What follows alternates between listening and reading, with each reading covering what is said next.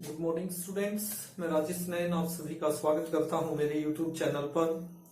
Class 9 का कल हमने इंट्रोडक्शन पार्ट स्टार्ट किया था और आज एक्सरसाइज से हम स्टार्ट करेंगे। Exercise 6.1 class 9 question number first, most important exercise है।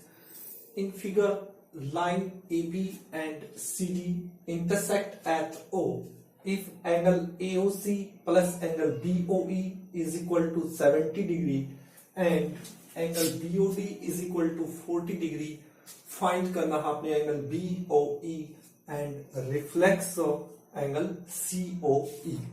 आपने ये चीज फाइंड आउट करनी। यहाँ पर क्या कह रहा है कि वो कह रहा है कि AB और CD जो है वो दो लाइनें हैं।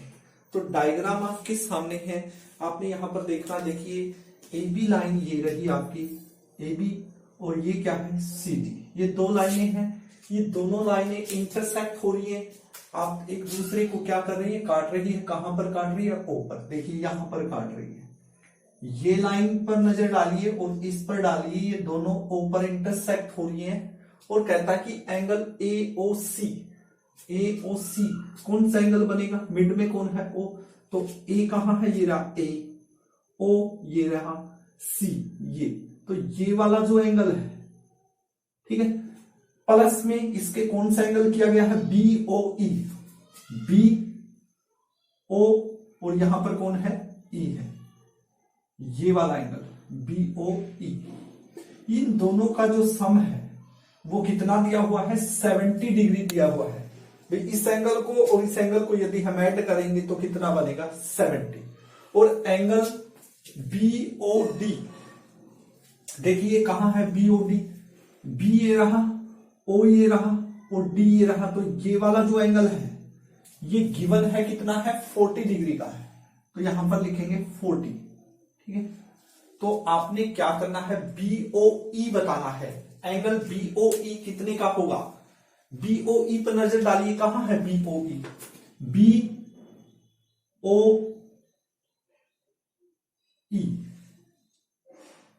कहीं ना कहीं स्टेटमेंट में हमने गलत लिख दिया क्या,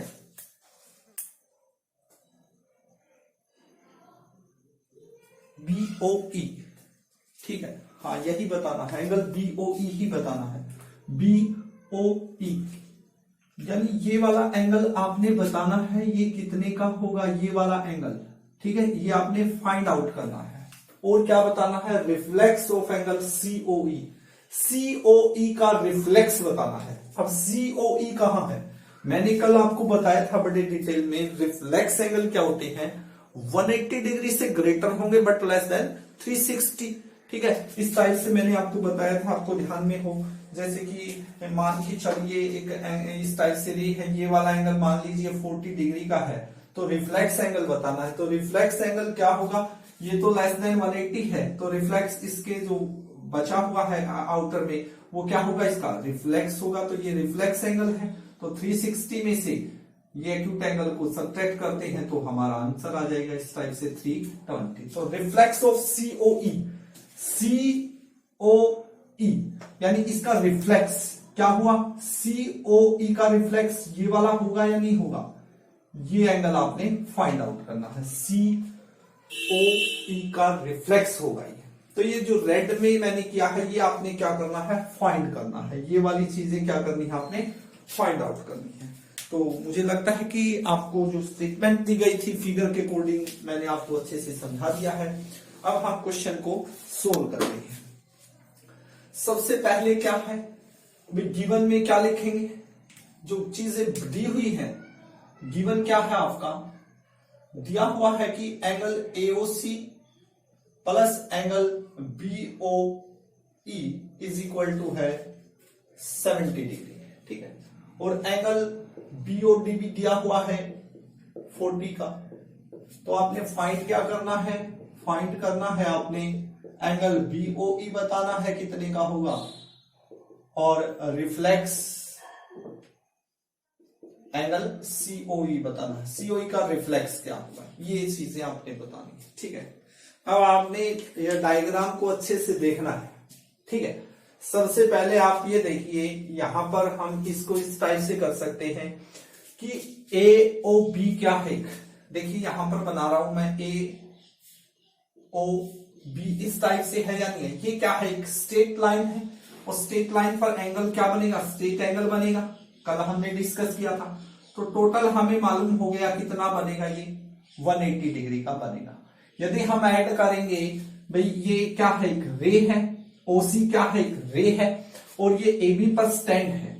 ये ओसी रे एक एबी पर स्टैंड है, तो ये एंगल और ये एंगल का जो सम होगा वो कितना होगा, 180 होगा। तो इसी टाइप से हम इसको सोल्व करेंगे। ठीक है, तो हमें पता है A O B is a straight line, तो लीनियर पेयर बनेगा। लीनियर पेयर का जो सम है वो कितना होगा, 180 डिग्री होगा। तो हम इसको ऐसे लिख सकते या नहीं लिख सकते, जैसे कि ये वाला एंगल ये फाइंड करना है, ये वाला एंगल प्लस ये पूरा का पूरा एंगल, ये वाला एंगल कितने का होगा, 180 डिग्री का होगा। ठीक है, तो क्या होगा, angle A O C plus angle, क्या नेम है इसका, देखिए इसका नेम क्या लिख सकते हैं, इस रे से और इस रे से बना है तो सी ओ बी लिख सकते हैं, plus angle C O B is equal to क्या होगा, 180। क्यों होगा, क्योंकि ये क्या है, लीनियर पेयर बना रहा है। आपने रीजन जरूर लिखना है।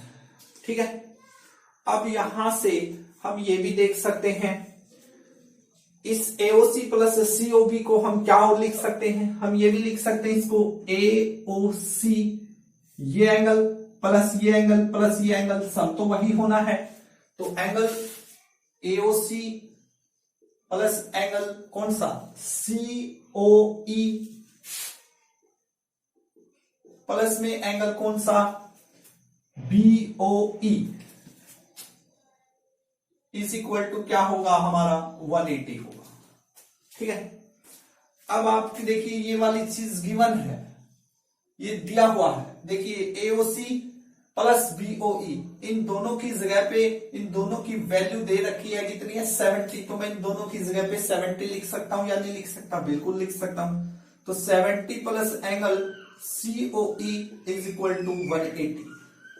तो यहां से मेरा एंगल सीओई निकल जाएगा, 70 लेफ्ट से राइट साइड जाएगा तो किस चीज का होगा, माइनस का होगा। तो मेरा वैल्यू आ जाएगी 70, सब्ट्रैक्ट करेंगे तो मेरा 110 आ गया। ठीक है, अब हमें मालूम हो गया कि जो एंगल सीओई है, सीओई देखिए सीओई ये कितने का आ गया है मेरा, 110 का आ चुका है ये वाला एंगल। ठीक है, लेकिन ये तो हमने बताना ही नहीं था। अब हमने बताना क्या है, हमने तो बीओई बताना है। बीओई पर ध्यान दीजिए, कहां है बीओई, ये वाला एंगल बताना है। अब आपके पास इस एंगल का सम और इस एंगल का सम दिया हुआ था। ठीक है, अब आपके पास ये एंगल आ चुका है 110 का। ठीक है, ये आपके पास गिवन है। तो अब आपको जैसे कि अभी हमने किया था कि स्ट्रेट लाइन पर एंगल का सम 180 होता है, आप ध्यान से देखिए ये एक स्ट्रेट लाइन है या नहीं है। ठीक है, तो ये जो सम होगा पूरा का पूरा इन एंगल का वो कितना होगा, 180 होगा या नहीं होगा, बिल्कुल होगा। और हमारा एंगल ये वाला फाइंड आउट हो जाएगा। वो कैसे, देखिए सीओडी क्या है, सीओडी इज ए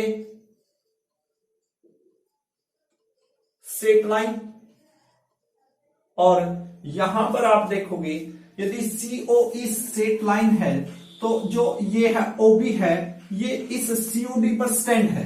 तो ओबी इज ए रे है, ओबी इज ए रे, एक किरण है ये। ठीक है, तो एंगल का सम कितना होगा, 180 होगा। किसका, COE, angle COE plus angle कौन सा, ये एंगल, प्लस सीओबी या बीओसी लिखो, बीओई प्लस एंगल बीओडी, कितने का होगा मेरा, 180 का होगा। क्यों होगा, क्योंकि लीनियर पेयर ये बनेगा। अब सीओई की वैल्यू आप बता चुके हो, सीओई की वैल्यू आपकी 110 है, तो मैं इसकी जगह पे 110 लिख सकता हूं। बीओई की वैल्यू क्या है, बीओई हमने बताना ही है, ये तो फाइंड करना है, प्लस बीओडी कितने का है, बीओडी गिवन है 40 का है, तो यहां पर मैं 40 लिखूंगा 180। तो एंगल बीओई मैं आप निकाल सकता हूं कैसे, 180, 110 और 40 150 लेफ्ट से राइट साइड माइनस के, तो हमारा क्या आ जाएगा, बीओई आ जाएगा। तो हमने जो बताना था एक वैल्यू हमारे पास आ चुकी है, कौन सी, बीओई। अब बीओई कितने का है आपका, बीओई आ चुका है 30 का। एक क्वेश्चन तो हमारा एक पार्ट तो क्या हो गया, सोल्व हो गया, ये 30 का होगा। ठीक है, अब हमने क्या बताना है, रिफ्लेक्स और बताना है सीओई का। क्या आपके पास सीओई की वैल्यू है, हम निकाल चुके हैं, सीओई हमारे पास है, ये रहा सीओई इतना। तो इसका रिफ्लेक्स क्या होगा, रिफ्लेक्स ऑफ एंगल सीओई बस क्या होगा, 360 में से यदि सीओई की वैल्यू आपके पास है, बिल्कुल है 110 है, तो ये क्या कर देंगे हम, सब्ट्रैक्ट कर देंगे, तो हमारा क्या आ जाएगा, आंसर आ जाएगा, और वो कितने का होगा, 250 का होगा। तो इस टाइप से हमने इस क्वेश्चन को सोल्व करना है, बिल्कुल इजी वे से हम कर सकते हैं। ठीक है, दूसरा मेथड भी हम यूज कर सकते हैं यहां पर, वो कैसे, देखिए इस टाइप से करना है तो ऐसे कर सकते हैं, नहीं तो देखिए हमने इस एंगल का और इस एंगल का सम कितना दिया हुआ है, 70। देखिए ये लाइन और ये लाइन इंटरसेक्ट हो रही है, तो ये और ये क्या होंगे, वर्टिकल अपोजिट एंगल, ये 40 का है तो ये भी 40 का हो जाएगा। यदि ये 40 का आ गया तो ये ऑटोमेटिक कितने का होगा, 30 का होगा। क्यों होगा, क्योंकि टोटल 70 है और इसकी वैल्यू रखेंगे 40, तो हमारा क्या आ जाएगा, 30 आ जाएगा। ये आ चुका है। अब हमें पता है कि ये एक लीनियर पेयर बन रहा है, ये 40 का ये 30 का है, तो ये वाला बिल्कुल इजी है, 180 में से सब्ट्रैक्ट कर देंगे। ठीक है, तो ये आ जाएगा, और ये आ गया तो इसका रिफ्लेक्स 360 में से सब्ट्रैक्ट कर देंगे। आपके अकॉर्डिंग, आपने जो भी मेथड अच्छा लगता है आप उसके अकॉर्डिंग इस क्वेश्चन को सोल्व कर सकते हैं। नेक्स्ट क्वेश्चन की ओर बढ़ते हैं। एक्सरसाइज 6.1 का क्वेश्चन नंबर 2 है। वो कह रहा है कि in figure lines XY and MN intersect at O if angle POY is equal to 90 degree and A/B is equal to 2/3, find करना है C फाइंड आउट करना है। डायग्राम दिया हुआ है क्वेश्चन का, डायग्राम के अकॉर्डिंग क्वेश्चन को समझने का प्रयास करते हैं। भाई लाइन्स XY और MN, आपका ध्यान सिर्फ लाइन XY और MN पर जाना चाहिए। XY कहां है, XY ये वाली एक लाइन है और MN ये वाली एक लाइन है। ये दोनों लाइन कहां इंटरसेक्ट हो रही है, इस O पर इंटरसेक्ट हो रही है। ठीक है, और कहता है कि एंगल जो POY है, POY कहां बन रहा है, देखिए ये रहा P आपका, ये रहा O और ये रहा Y। तो इस लाइन और इस लाइन से रे से ये वाला एंगल हो रहा है। एक पॉइंट से दो लाइन जब डाइवर्स होती है तो एक एंगल बनता है, तो ये वाला एंगल बनाया नहीं बना इन दोनों से। ये वाला जो है ये 90 डिग्री का गिवन है। ठीक है, और A/B है। अब यहां पर देखिए ये वाला एंगल और ये वाला एंगल ना दे करके उनका रेशियो दिया हुआ है कि ये जो एंगल A है ये 2/3 में है, दोनों का रिलेशन दे दिया। तो आपने C फाइंड आउट करना है। ये वाला C क्या करना है आपने, ये C आपने फाइंड आउट करना है कि ये C जो एंगल है ये वाला बनेगा, ये C, ये एंगल कितने का होगा ये आपने फाइंड आउट करना है। एक बार अकॉर्डिंग टू क्वेश्चन जो दिया हुआ है लिखते हैं। गिवन क्या है, XY and MN intersect at point O, angle POY is equal to क्या दिया हुआ है 90 डिग्री और A/B दिया हुआ है 2/3। आपने फाइंड क्या करना है, फाइंड करना है एंगल C फाइंड आउट करना है। C जो एंगल है C it means angle XON आपने फाइंड आउट करना है। तो यहां पर अब हमारा ध्यान जाना चाहिए इस टाइप से। देखिए आपको पता है ये एक स्ट्रेट लाइन है, तो ये टोटल जो सम होगा ये 180 होगा।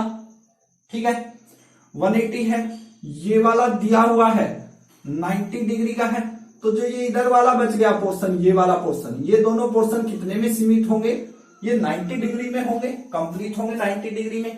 अब करना कैसे है, देखिए क्या होगा, कोई भी ले सकते हैं, X O Y is a straight line, O M is a ray है, या ओपी ले लो, ओपी भी एक रे है, स्टैंड है इसके ऊपर, एक्स ओ वाई पर स्टैंड है, तो ये भी रे होगी और ये भी रे होगी। जो भी आप ले लेना है, जिसके अकॉर्डिंग भी लेना है आप कर सकते हैं। तो उसके अकॉर्डिंग हम देखेंगे कि हमारा क्या जाएगा, सभी एंगल्स का सम कितना जाएगा 180, यानी कि A plus B plus 90 is equal to क्या होगा हमारा 180। क्यों होगा, क्योंकि लीनियर पेयर बनेगा, लीनियर सेट एंगल बनेंगे, तो इस एंगल का सम प्लस इसका सम प्लस इसका सम 180 होगा। ये वाला गिवन है इसलिए हमने 90 रख लिया। तो हमें अब पता लग गया a प्लस बी जो होगा 180 माइनस प्लस 90, इधर आगे माइनस का 90। हमारे पास वैल्यू आ चुकी है भाई, a प्लस बी जो एंगल होगा वो दोनों 90 में सिमट जाएंगे। ठीक है, यदि हमें किसी तरीके से b मालूम हो जाए, यदि b मालूम हो गया तो हमारा क्वेश्चन सोल्व हो गया। क्यों हो गया, देखिए ये एक स्ट्रेट लाइन है या नहीं है, ठीक है, तो ये रे का काम करेगी। ठीक है, तो इसका सम और इसका सम 180 होगा। यदि b मालूम हो गया तो ये तो निकालना बिल्कुल ही आसान है फिर। ठीक है, अब वो कैसे निकलेगा, वो यहां से निकलेगा, a रेशो b दे रखा है 2:3, यानी कि लेट जो a होगा वो क्या मान लेंगे, रेशियो में है तो 2x मान लेंगे, b को क्या मान लेंगे 3x। अब हमें पता है कि यदि मैं 2x और 3x को ऐड करूंगा तो मेरा कितना आएगा 90। मैं यहां पर वैल्यू पुट कर रहा हूं, तो वैल्यू क्या होगी, a की जगह पे मैं 2x लिखूंगा प्लस b की जगह पे 3x इज इक्वल टू क्या लिखूंगा 90 डिग्री। तो 2x और प्लस 3x मिलकर के कितना हो गया 5x इज इक्वल टू किसके आ गया 90 डिग्री के आ गया। ठीक है, तो x की वैल्यू मैं निकाल सकता हूं 95, इधर मल्टीप्लाई में है तो इधर आके डिवाइड में, तो काट देंगे इनको 80, तो मेरी x की वैल्यू आ गई है। यदि मेरी x की वैल्यू आ गई तो मैं a की वैल्यू निकाल सकता हूं। तो एंगल a, जो a की वैल्यू होगी वो क्या होगी, a इज इक्वल टू क्या होगा 2 मल्टीप्लाई है, वैल्यू ऑफ x आपकी आ चुकी है 18, तो कितना आ गया 36 डिग्री का मेरा a आएगा। b किसके इक्वल है, b इक्वल है 3x के, तो 3 मल्टीप्लाई वैल्यू ऑफ x क्या है 18 है, तो मैं यहां 18 लिख लूं, तो कितने का आ गया मेरा 54 डिग्री। अब मेरी वैल्यू आ चुकी है भाई, जो ये a एंगल है ये 36 का होगा और जो b एंगल है वो कितने का होगा 54 का होगा। दोनों को ऐड करके देखो 90 बन रहा है, नहीं बन रहा, बिल्कुल बन रहा है। ठीक है, अब a और b आ गया, और मैंने बताया था यदि हमें b किसी तरीके से मालूम हो जाए तो हमारा क्वेश्चन सोल्व हो जाएगा। अब क्या देखेंगे, क्या लिखेंगे, MON is a straight line, straight line है यानी ये फिगर में शो, ये देखो MON एक स्ट्रेट लाइन है, तो OX रे, जो OX स्टैंड दिस लाइन, रे OX स्टैंड्स ऑन इट। इस रे, जो ये रे है ये इस लाइन पर स्टैंड है, तो angle B plus angle C कितने का होगा, B प्लस C इक्वल होगा 180 का। क्यों होगा, क्योंकि स्ट्रेट लाइन पर एंगल का सम क्या होता है 180 होता है, यानी लीनियर पेयर बनता है। तो एंगल B की वैल्यू आपके पास है, B कितने का आपका 54 का है, तो B की जगह पे मैं क्या लिख दूंगा 54। ठीक है, प्लस में C इज इक्वल टू क्या होगा मेरा 180 होगा, प्लस 54, लेफ्ट से मैं राइट साइड लेके जाऊंगा तो किस चीज का हो जाएगा मेरा माइनस का हो जाएगा। अब मैं इनको क्या कर देता हूं, सब्ट्रैक्ट कर देता हूं, सब्ट्रैक्ट करने के बाद कितना आएगा 126। जब मैं इसको सब्ट्रैक्ट करूंगा तो मेरा कितना आएगा 126। तो इस टाइप से आपने इस क्वेश्चन को सोल्व करना था, और यही चीज उसने पूछी थी, सिर्फ यही पूछी थी कि एंगल C कितने का होगा। तो एंगल C जो होगा वो 124 डिग्री का होगा, और 2 बार HPSC की बात करूंगा मैं, 2 बार बोर्ड ने एग्जाम लिया है 9th क्लास का, फाइनल जो मार्च में होते हैं, तो ये पहली बार यही क्वेश्चन आया हुआ था। वेरी वेरी IMP क्वेश्चन है एग्जाम के लिए 5 मार्क्स में, मोस्ट इंपोर्टेंट रहेगा, तो आपने अच्छे से इसको करना है। बिल्कुल स्टेटमेंट के अकॉर्डिंग डायग्राम को समझिए, डायग्राम यदि समझ में आ गया तो क्वेश्चन बहुत इजी है, समझ में आ जाएगा, काफी इंटरेस्टिंग क्वेश्चन है। नेक्स्ट क्वेश्चन की ओर बढ़ते हैं।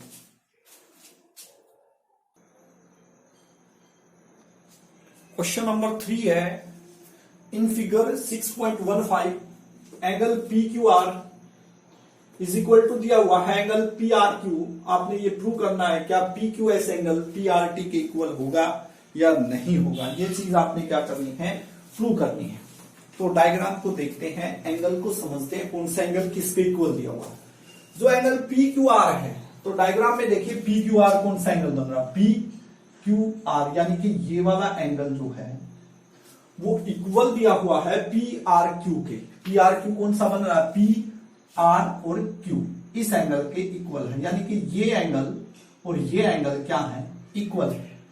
आपने प्रूव क्या करना है, आपने प्रूव करना है कि एंगल पी क्यू एस कौन सा बनेगा, देखिए पी क्यू एस ये रहा, तो ये जो एंगल है ये इक्वल दिखाना है किसके, पी आर टी के, पी आर टी के इस एंगल के क्या दिखाना है, ये इक्वल दिखाना है। यानी ये एंगल और ये एंगल क्या दिखाने हैं आपने, इक्वल दिखाने हैं। ये दोनों एंगल इक्वल दिए हुए हैं, ठीक है। यदि आप नेम लिखना चाहते हो तो नेम से भी कर सकते हैं, लास्ट में हम नेम लिख लेंगे। अब आपको समझ में आ गया कि हमने क्या चीज करनी है, एंगल का नेम। यदि मैं लिखूं इसको, ये एंगल 1 है, ये 1 है और ये 2 है, ये दोनों क्या दिए हुए हैं, इक्वल दिए हुए हैं। और ये क्या है, 3 मान लेंगे और ये क्या मान लेंगे, 4। लास्ट में इनके नाम लिख देंगे जो दिए हुए हैं उसके अकॉर्डिंग, ठीक है। तो गिवन क्या है हमारा, यहां पर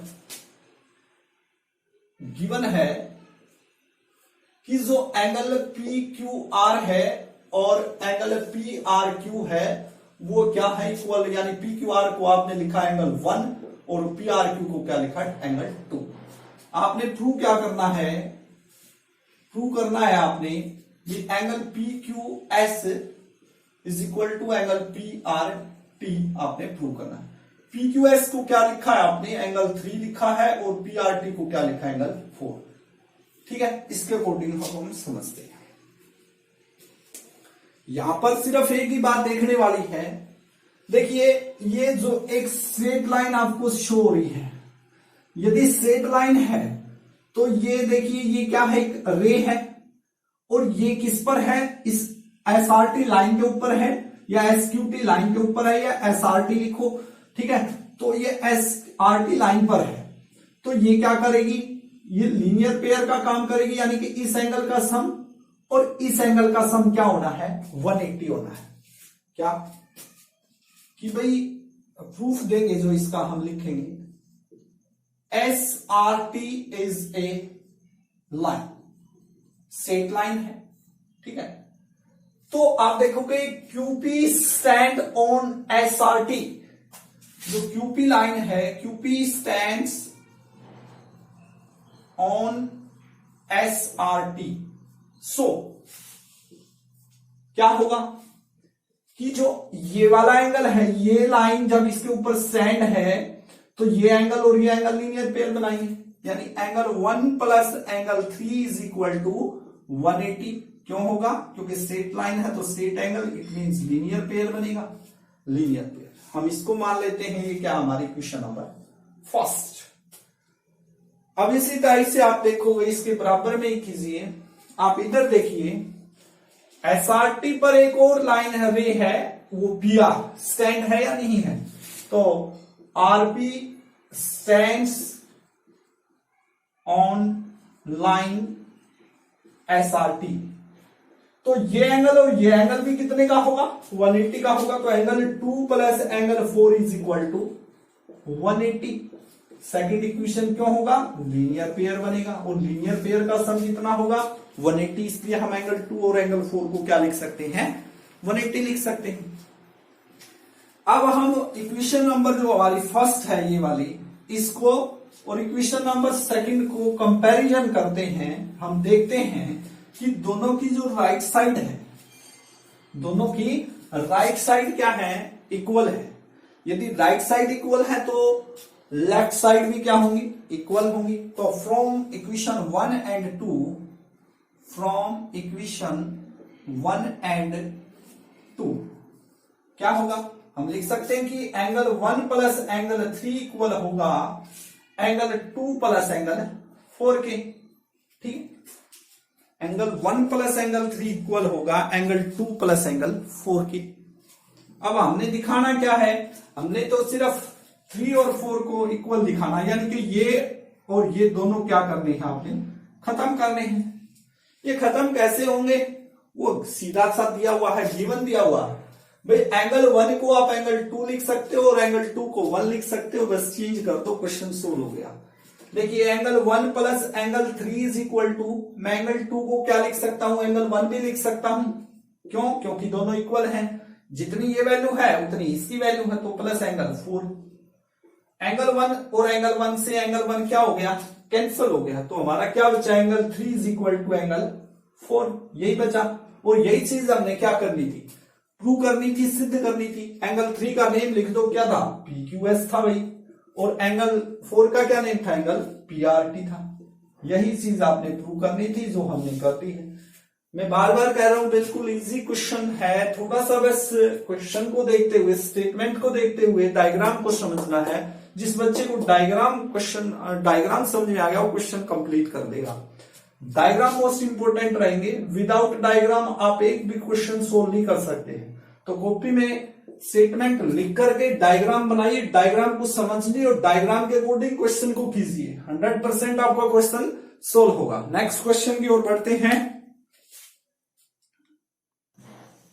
question number 4, in figure 6.16, if x plus y is equal to w plus z, then prove that AOB is a line। AOB को क्या करना है, एक लाइन प्रूव करना है कि ये एक लाइन है या नहीं है, इट मींस ये एक स्ट्रेट लाइन है या नहीं है, ये आपने प्रूव करना है। डायग्राम को देखेंगे कि x प्लस वाई जो है, ये x है, ये y है, यानी एंगल जो ये है और जो एंगल ये, इन दोनों को ऐड करते हैं तो वो इक्वल आ रहा है w प्लस जेड के। इस एंगल और इस एंगल के इक्वल है, तो आपने क्या प्रूव करना है कि AOB जो है, ये AOB क्या एक स्ट्रेट लाइन है, ये स्ट्रेट लाइन है, प्रूव करनी है आपने, लाइन प्रूव करनी है। ये लाइन प्रूव कब होगी, जब जो ये एंगल होगा, ये इस पॉइंट पर O पर जो इनका सम होगा, ये 180 प्रूव करना पड़ेगा। यानी कि x और y का सम यदि हम 180 प्रूव कर देते हैं, या w और z का सम हम 180 प्रूव कर देते हैं, तो हमारा क्वेश्चन सोल्व हो जाएगा। ठीक है, अब हमने x प्लस वाई या w प्लस जेड का सम 180 प्रूव करना है, वो कैसे करेंगे देखिए। गिवन में क्या है, x प्लस वाई जो है वो इक्वल है w प्लस जेड के। आपने प्रूव करना है कि AOB इज ए लाइन। ठीक है, लाइन तो स्ट्रेट ही होगी। ठीक है, स्ट्रेट लाइन प्रूव करना है, यानी सम प्रूव करना है आपने दो एंगल का 180 किसी भी तरीके से। अब आप देखिए यहां पर है, हमें एक चीज पता है कि यहां पर ये स्ट्रेट लाइन जब प्रूव करनी है तो हम ये नहीं लिख सकते कि y प्लस एक्स जो होगा 180 का होगा, क्योंकि एक रे है और इन दोनों का सम 180 होगा। नहीं, क्योंकि ये लाइन प्रूव करनी है आपने, तो हमने इन दोनों एंगल का सम 180 प्रूव करना है। अब यहां से एक बात समझ में आनी चाहिए, अब राउंड के अंदर sum of the angles rounded point is equal to किसके होगा, 360 के होगा या नहीं होगा। कहने का मतलब है ये पॉइंट है और इसके जो राउंड में जो ये एंगल है पूरे के पूरे, इनका जो सम है वो कितना होगा, 360 होगा। The sum of all angles, sum of all angle round a point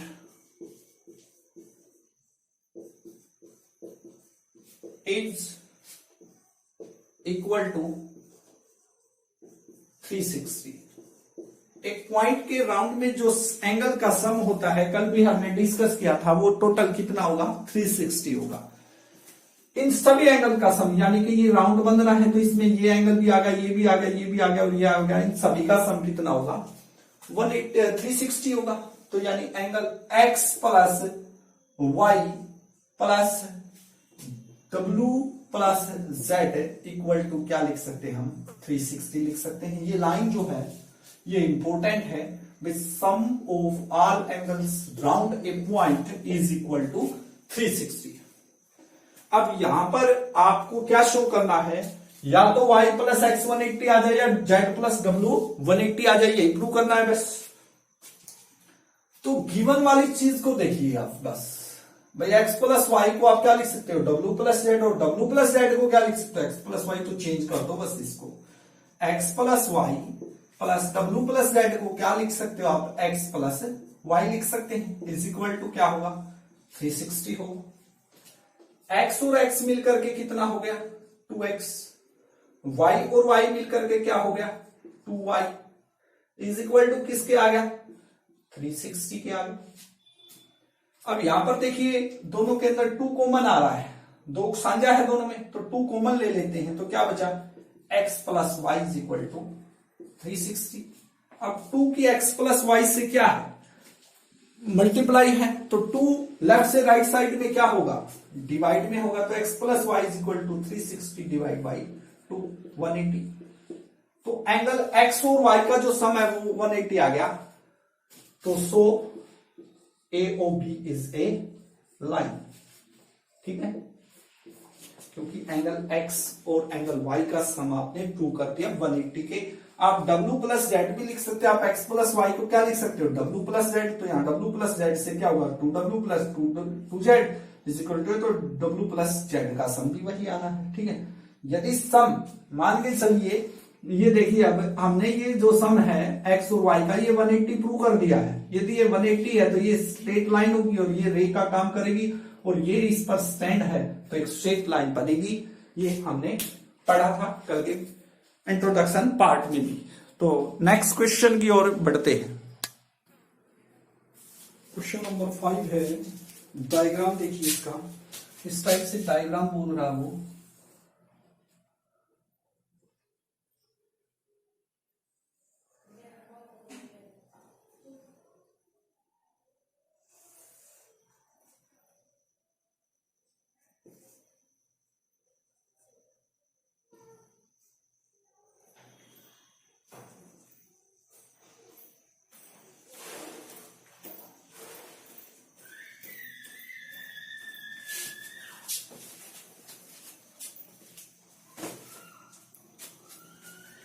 figure दिया हुआ है 6.17, POQ is a line. POQ क्या है, एक लाइन है। तो यहां पर आपको इतना समझ आ जाना चाहिए, यदि POQ लाइन है, ये एक लाइन है, तो ये क्या करेगी, ये स्ट्रेट एंगल बनाएगी, यानी कि ये पूरा का पूरा 180 होना है, ठीक है। Ray OR is perpendicular to line PQ, जो ये रे है ये POQ पर क्या है, परपेंडिकुलर है, तो ये क्या बन रहा है, 90 डिग्री का एंगल बन रहा है यहां पर। तो ये 90 का है, तो ये एक लाइन है, तो ये भी क्या होना है भाई, 90 का ही बचना है, इतना इधर वाला हमें पता होना चाहिए। QS इज अनदर रे, जो ये QS है ये एक अनदर रे है, और line between rays OP and OR, OP और OR के बिटवीन एक रे बन रही है ये OS। तो प्रूव करना आपने angle ROS equal to half of angle QOS minus POS, ये चीज आपने प्रूव करनी है। तो सबसे पहले यहां हम डायग्राम के अकॉर्डिंग और क्वेश्चन की स्टेटमेंट के अकॉर्डिंग जो चीज गिवन है उसको हम लिखते हैं। क्या दिया हुआ है भाई, POQ इज ए लाइन, जैसे स्टेटमेंट में दे रखा वही लिख देंगे, POQ is a line, OR perpendicular है किस पर है, PQ पर, तो OR perpendicular PQ, OS ray line between rays OP and OR, जो OS रे लाई हो रही है बिटवीन रे OP एंड OR, ये चीज आपकी क्या है, गिवन है, ठीक है। अब प्रूव क्या करना है आपने प्रूव करना है, सीधा ही दिया हुआ है, प्रूव क्या कर रहे हो आप, जो दे रखा है ये वाली चीज क्या है, प्रूव में आ जाएगी, ठीक है। क्या, angle ROS is equal to half of angle QOS minus angle POS, ये चीज आपने क्या करनी है, प्रूव करनी है। अब जो चीज प्रूव करते हैं वही उठाते हैं भाई, ये लेफ्ट साइड है ये राइट साइड है, यदि लेफ्ट और राइट में हम ए की वैल्यू निकाल लें तो क्वेश्चन क्या हो जाएगा, सोल्व हो जाएगा। ठीक है, लेफ्ट हैंड साइड लेते हैं इसकी हम प्रूफ के अंदर। क्या दिया हुआ लेफ्ट हैंड साइड, जैसे कि ये PQS माइनस POS है, हमने ये एंगल ROS की क्या दिखाना है, इक्वल किसी भी तरीके से हमने, यदि हम QOS माइनस POS को 2ROS थ्रू कर दें, क्योंकि 1/2 इधर मल्टीप्लाई में इधर आके क्या होगा, सॉरी 1/2 का क्या हो जाएगा 2/1, यानी कि 2ROS आ जाएगा। यदि हम ये दिखा दें तो हमारा क्वेश्चन क्या हो जाएगा, सोल्व हो जाएगा। ठीक है, क्या दिखाना है आपने भाई, इसकी जगह पे किसी भी तरीके से 1/2 इधर आके ऊपर चला गया, देखिए इस टाइप से 2 एंगल ROS, यदि हम इसकी वैल्यू ये निकाल देते हैं तो हमारा क्वेश्चन क्या हो जाएगा, सोल्व हो जाएगा। अब ये वैल्यू कैसे आएगी, जो चीज प्रूव करनी है उसको लेते हैं। देखिए ये उठाइए angle QOS minus angle POS को हमने लिया। ठीक है, अब यहां पर देखिए डायग्राम के अकॉर्डिंग अब आपने करना है QOS माइनस POS।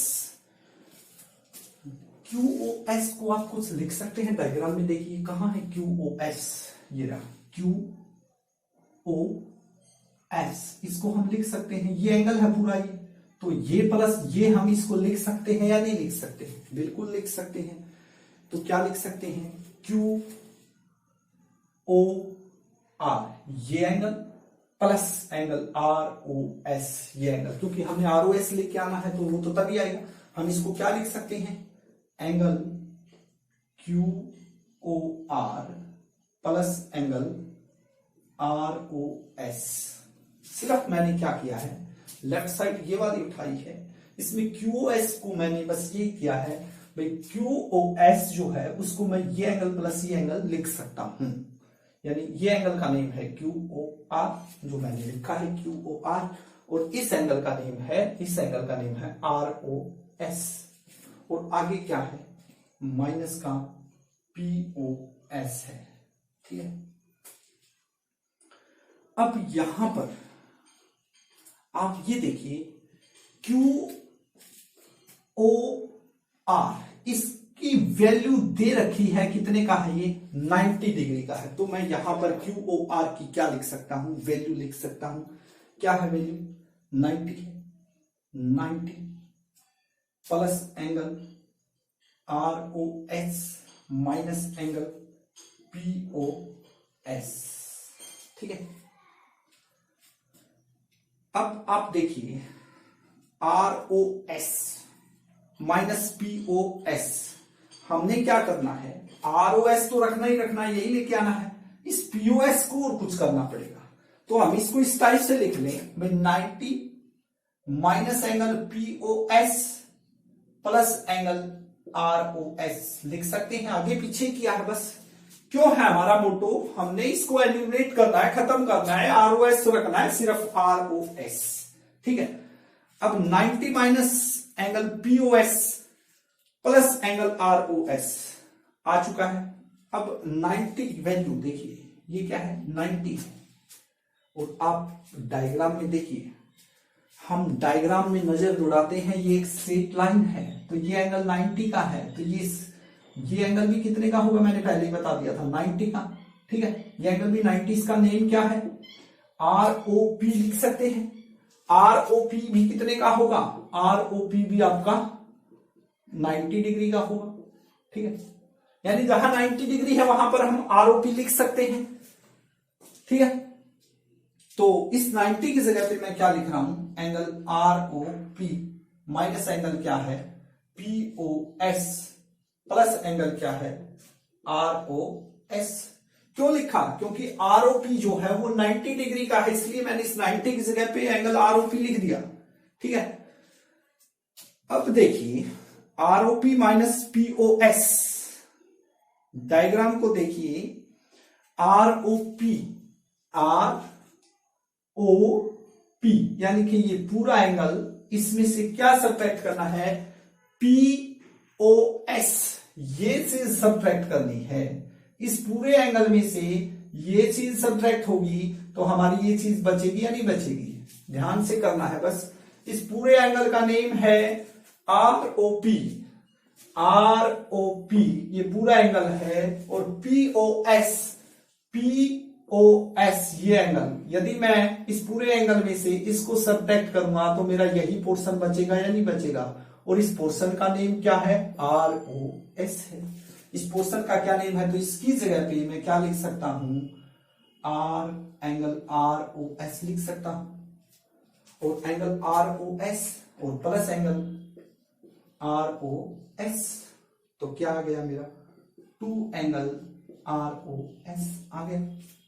तो मैंने ये चीज प्रूव कर दी, यानी कि ROS किसके इक्वल होगा, angle ROS is equal to half of angle QOS minus POS। इसको हमने 2ROS प्रूव कर दिया है, तो 2 से 2 कैंसिल, यानी कि ROS इक्वल टू क्या आ गया हमारा ROS। तो यही चीज हमने प्रूव करनी थी। क्वेश्चन बिल्कुल आसान है, थोड़ा सा बस मैं कह रहा हूं बार बार डायग्राम को आपने देखना है, डायग्राम के अकॉर्डिंग करना है, जो चीज प्रूव करनी है उसको ध्यान में रखते हुए हमने क्वेश्चन को सोल्व करना है। तो आशा करता हूं कि आपको ये क्वेश्चन भी अच्छे से समझ में आ गया होगा। यदि फिर भी कहीं डाउट है तो आप मुझे जरूर बताएं, आपको दोबारा कराने का प्रयास करेंगे। नेक्स्ट क्वेश्चन की ओर बढ़ते हैं। Question number 6,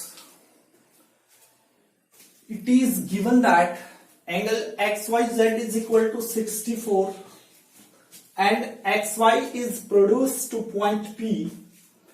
Draw a figure from the given information.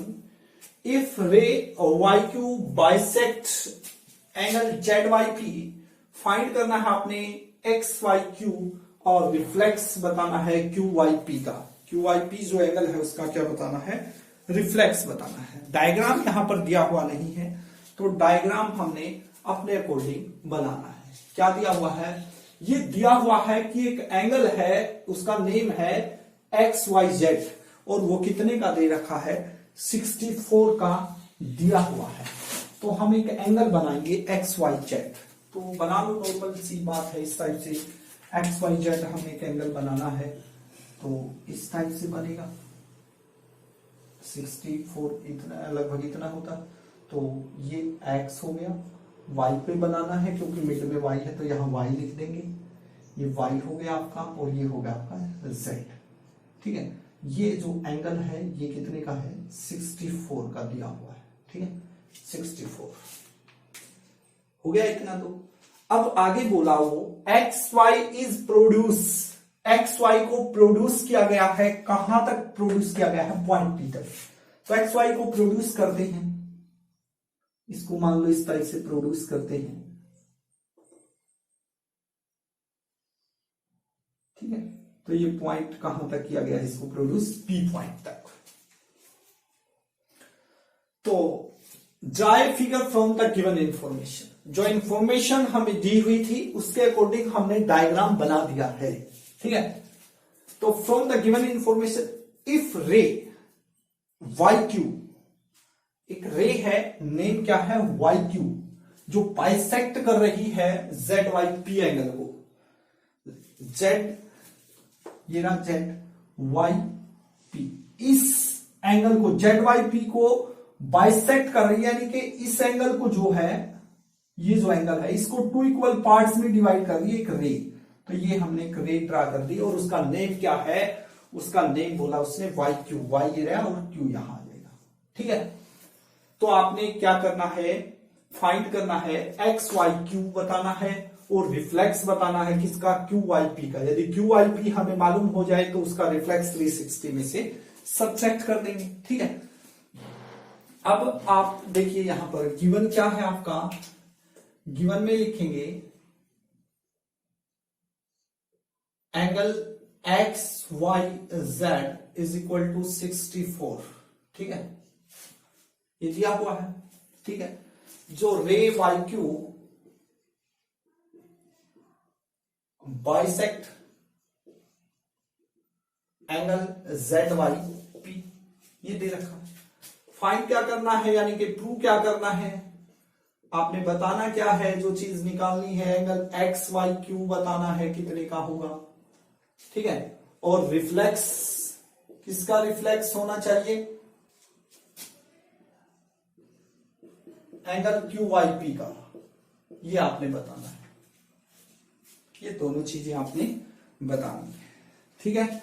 अब हम समझने का प्रयास करते हैं क्वेश्चन को कि आप यहां पर ये देखिए कि जो एक्स वाई को प्रोड्यूस किया गया है पॉइंट पी तक, तो एक्स पी क्या बन रही है, एक स्ट्रेट लाइन बन रही है या नहीं बन रही है।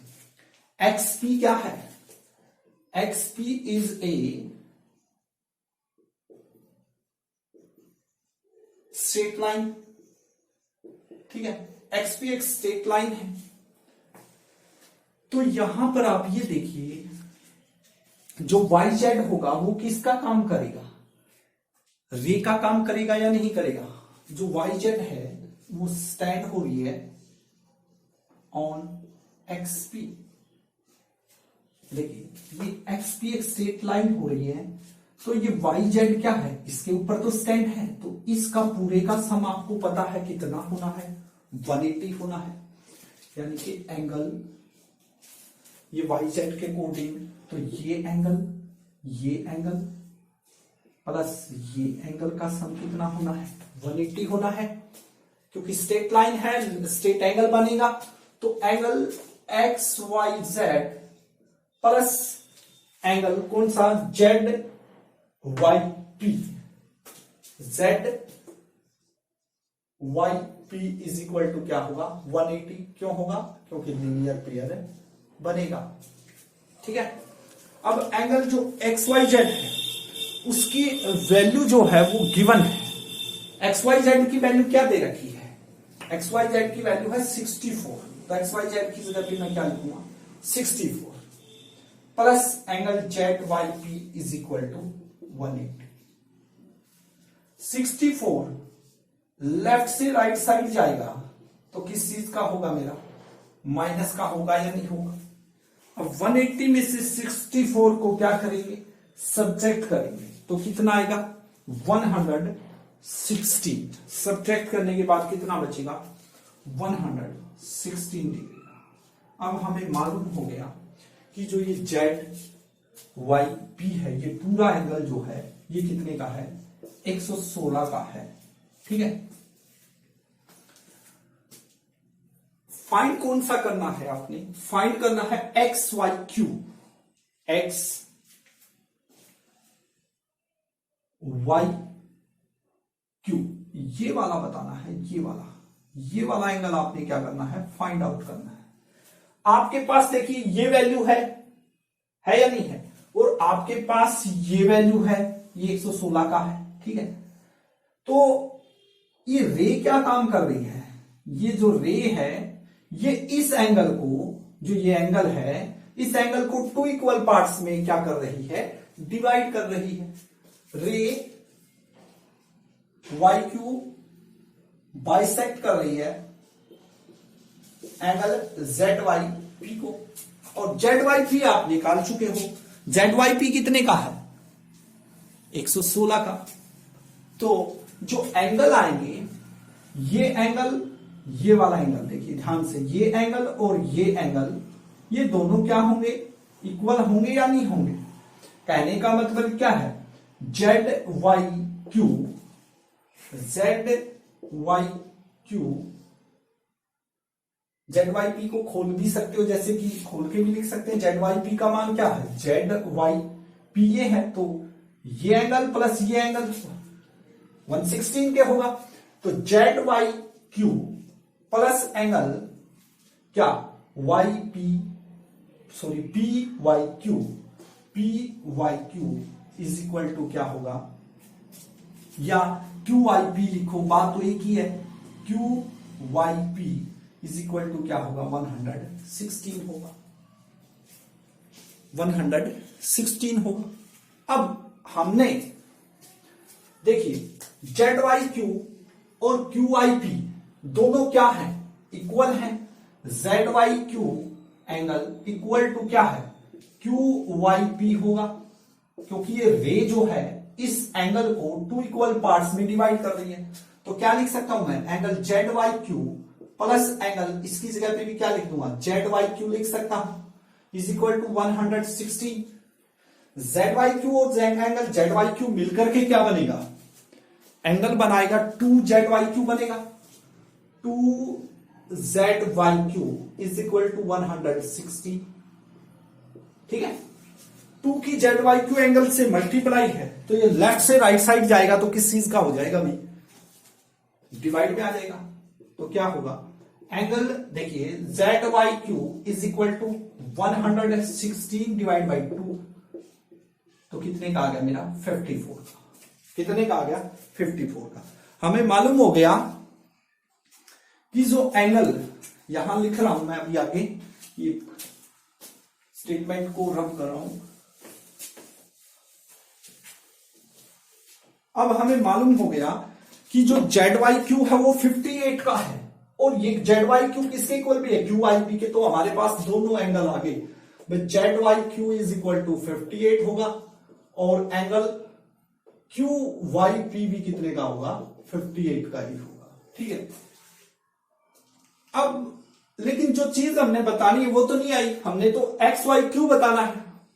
अब ध्यान से देखिए डायग्राम पर, ये नजर दौड़ाइए, ये टोटल 116 का था, ये पूरा का पूरा 116 का था, तो ये कितने का आ गया भैया 58 का, और ये भी कितने का आ गया 58 का।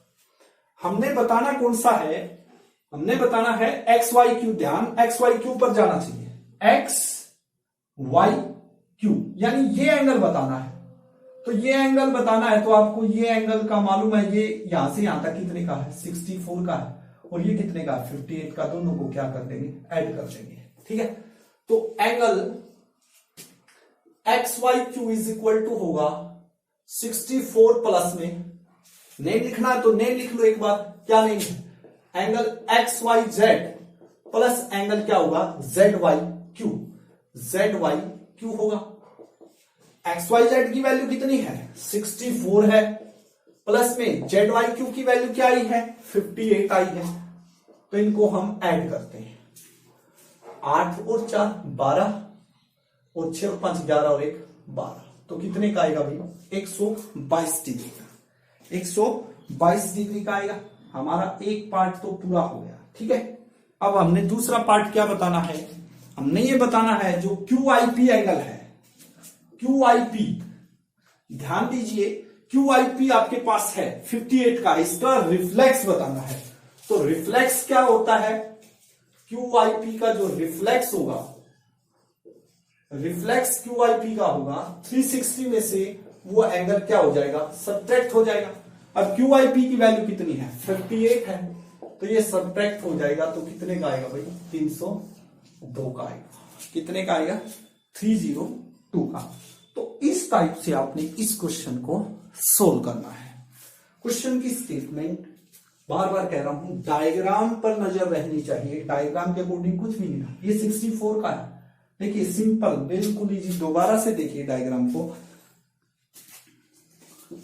बिल्कुल 1 मिनट का क्वेश्चन है, यदि डायग्राम माइंड में अगर लिखना है बस बिल्कुल आराम से मैं करवा रहा हूं। क्या है, देखिए एक्स वाई जेड एक एंगल दे रखा था, वो कितने का था भाई 64 का था। इंफॉर्मेशन को पढ़ते हैं, एक्स वाई जेड, तो ये बना दिया भाई, एक्स ये वाई है, ये जेड है, ये एंगल 64 का है। इस एक्स वाई को प्रोड्यूस किया गया एक पॉइंट पी तक, ठीक है, और एक रे ड्रा कर दी यहां पर, इधर उसका नेम क्यू दे दिया, और वो इस एंगल को क्या कर रही है 2 इक्वल में डिवाइड कर रही है, बस जितना ये एंगल होगा उतना ये होगा। ठीक है, तो आपने ये बताना है कि भाई यो एंगल इतना पूरा कितने का होगा, ये तो दे ही रखा है, यदि ये और मालूम हो जाए तो ऐड ही करना है बस।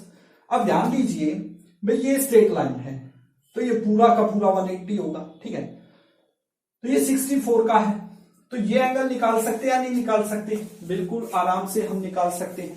हमारे पास ये पूरा पूरा एंगल आ जाएगा भाई, 180 में से 64 को घटा देंगे तो ये आ गया 116। अब ये 116 का है, अब ये और ये इक्वल है, तो 116 को 2 से, तो ये 58 का, ये 58 का आ गया। इन दोनों को जोड़ देंगे तो ये एंगल आ गया जो हमने बताना है। और रिफ्लेक्स बताना था क्यू आई पी का, क्यू आई पी भी कितने का 58 का, इसका रिफ्लेक्स क्या होगा कोई भी एंगल है रिफ्लेक्स एंगल बताना हो तो 360 में से उस एंगल को क्या कर देते हैं, सबट्रैक्ट कर देते हैं, तो हमारा नॉर्मल सी बात है कि आंसर आ जाएगा। तो इस टाइप से आपने इस क्वेश्चन को सोल्व करना था। तो ये एक्सरसाइज 6.1 जो है, इसके 6 क्वेश्चन थे आज हमारे जो हमने डिस्कस किए, ठीक है। तो एक सिंपल सी थ्योरम है 6.1 theorem, if two lines intersect each other then the vertical opposite angles are equal.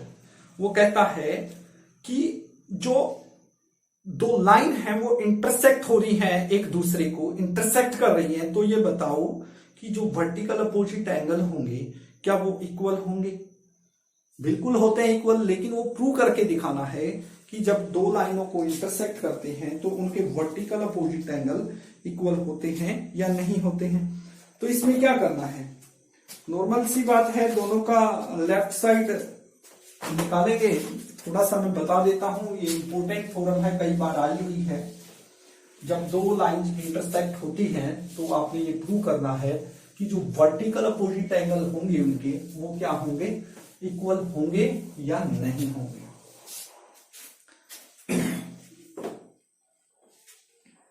कोई भी दो लाइनें हैं वो इंटरसेक्ट हो रही है इस टाइप से, ठीक है। कोई भी नाम लिख सकते हो, जैसे ये M हो गया, ये N हो गया, ये B हो गया, ये क्या हो गया Q। ये दो लाइनें हैं, मान लो ये इंटरसेक्ट हो रही है इस पॉइंट पर, वो पॉइंट पर। तो वर्टिकल अपोजिट एंगल कौन से होंगे, जैसे कि ये एंगल मान लो 1 और ये एंगल 2, ये दोनों क्या होने चाहिए भाई, इक्वल होने चाहिए। इसी टाइप से वर्टिकल अपोजिट एंगल 3 और क्या होगा 4 होगा, आमने सामने। वर्टिकल अपोजिट एंगल क्या होता है, एक दूसरे के आमने सामने। तो ये बताना है क्या ये 3 और 4 इक्वल है। कल मैंने बताया था कि वर्टिकल अपोजिट एंगल इक्वल होते हैं जब दो लाइन इंटरसेक्ट करती हैं। तो यहां पर वो चीज प्रूव करके दिखानी कि कैसे होते हैं वो वर्टिकल अपोजिट एंगल इक्वल, ये चीज प्रूव करनी। यानी आपने क्या दिखाना है, एंगल 1 इक्वल टू एंगल 2 दिखाना है और angle 3 is equal to angle 4 आपने दिखाना है, ठीक है। ये कैसे होगा, देखिए आप ध्यान से देखेंगे कि जो एंगल 1 है और एंगल 3 है, इनका जो सम है वो कितना होना है, 180 होना है या नहीं होना है। क्यों होना है, क्योंकि QOP क्या है, एक स्ट्रेट लाइन है, स्ट्रेट लाइन है या नहीं है। और स्ट्रेट लाइन होगी तो ये एक रे का काम करेगी, तो ये रे का काम करेगी, तो एंगल 1 और एंगल 3 क्या होंगे भाई, 180 के होंगे या नहीं होंगे। तो इसी टाइप से जो दूसरा है, नीचे की ओर ध्यान देंगे, जो PQ एक लाइन है और ON स्टैंड हो रही है इस PQ पर, तो वो भी क्या होगी, रे का काम करेगी। तो यहां से क्या हुआ कि एंगल 2 भी क्या होगा, एंगल 4 के इक्वल आ जाएगा। और चारों जो एंगल का सम होता है वो कितना होता है, 180 होता है या नहीं होता, सॉरी, चारों जब राउंड के अंदर एंगल का सम होगा वो कितना होगा आपका 360 होगा। तो नॉर्मल सी बात है, angle 1 plus angle 3 is equal to 180, angle 2 plus angle 4 is equal to 180। Right side दोनों की इक्वल है तो लेफ्ट साइड भी क्या हो जाएंगे, तो वर्टिकल अपोजिट एंगल क्या हो जाएंगे, इक्वल हो जाएंगे। बिल्कुल नॉर्मल सी फॉर्म है। एक और जो कल हमने डिस्कस किया था वो चीजें आपको पता होनी चाहिए, एक बार फिर से मैं क्लियर कर रहा हूं आपकी।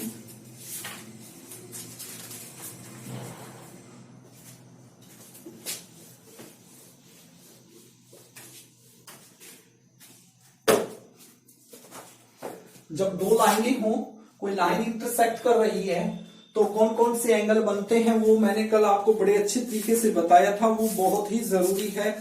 कितने एंगल बनते हैं वो कल हमने डिस्कस किया था, ठीक है। सबसे पहले क्रोस्पोंडिंग एंगल की बात हुई थी। क्रोस्पोंडिंग एंगल कौन से, जैसे कि वर्टिकल अपोजिट एंगल भी होंगे, क्रोस्पोंडिंग एंगल, को इंटीरियर एंगल, को interior exterior, exterior alternate exterior angle, alternate interior angle, ठीक है। तो इस टाइप से कल हमने इस बात को बड़े अच्छे से किया था, जैसे कि एंगल 1 है, 2 है, 3 है, 4 है, और इसी टाइप से 5 है, 6 है और ये 7 है 8 है, तो इसमें क्रोस्पोंडिंग एंगल कौन से होंगे?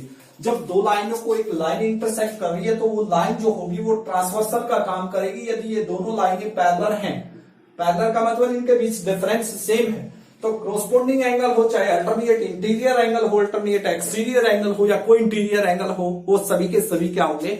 इक्वल होंगे। तो यहां पर इसी टाइप से था भी एंगल 1 और जो 5 है, देखिए एक ही साइड बने, यानी कि ट्रांसवर्सल के ये एंगल इस पॉइंट पर यहां बना हुआ, ऐसा ही एंगल यहां बना हुआ है, तो एंगल 1 और एंगल 5 क्या होंगे?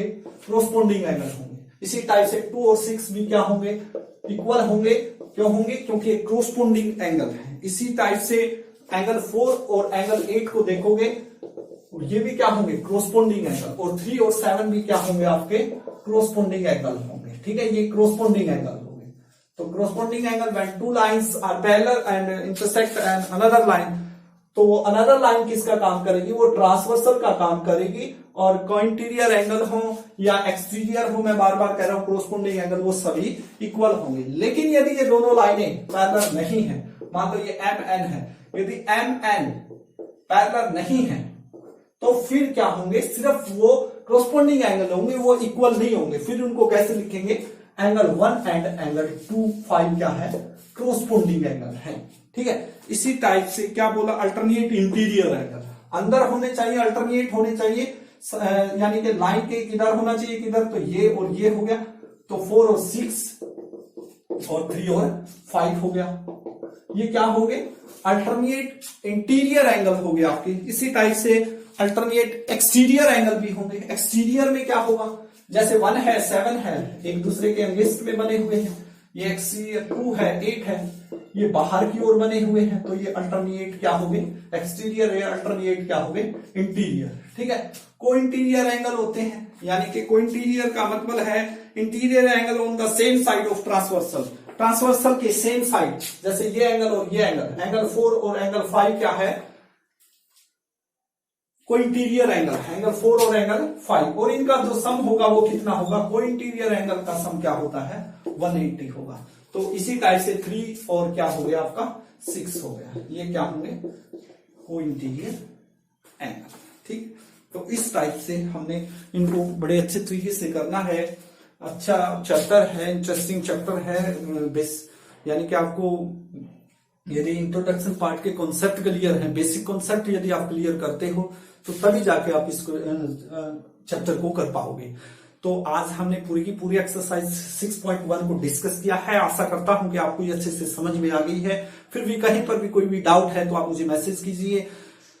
और यदि मेरा प्रयास आपको अच्छा लगता है, मेथड अच्छा लगता है, तो प्लीज आप चैनल को लाइक और सब्सक्राइब करें। Thank you very much. Have a nice day.